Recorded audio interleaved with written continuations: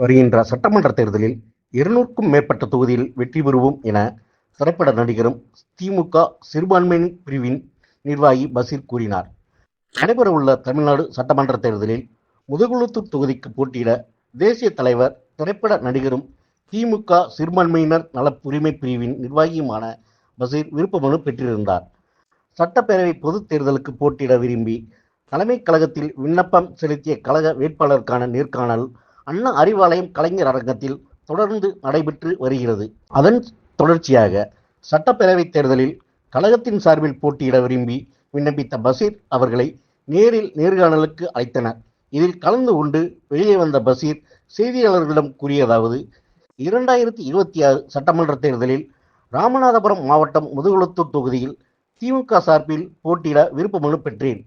இன்று நேர்காணலுக்கு அழைக்கப்பட்டேன். என்னிடம் தொகுதி நிலவரம், வெற்றி வாய்ப்புகள் குறித்து கேட்டறிந்தனர். கண்டிப்பாக வெற்றி பெறுவேன் என்றும், பசும்பொன் முத்துராமலிங்க தேவர் வாழ்க்கை வரலாறு தேசிய தலைவர் திரைப்படத்தில் நடித்ததற்காக முதுகுளத்தூர் மக்கள் என் மீது அன்பாக உள்ளனர்.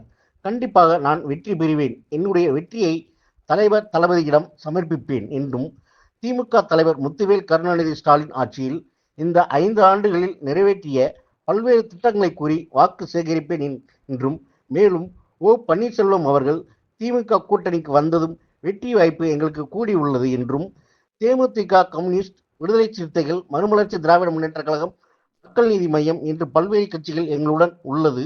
கூட்டணி கட்சிகளின் பலத்துடன் 215க்கும் அதிகமான தொகுதியில் நிச்சயம் வெற்றி பெறுவோம் என்று கூறினார்.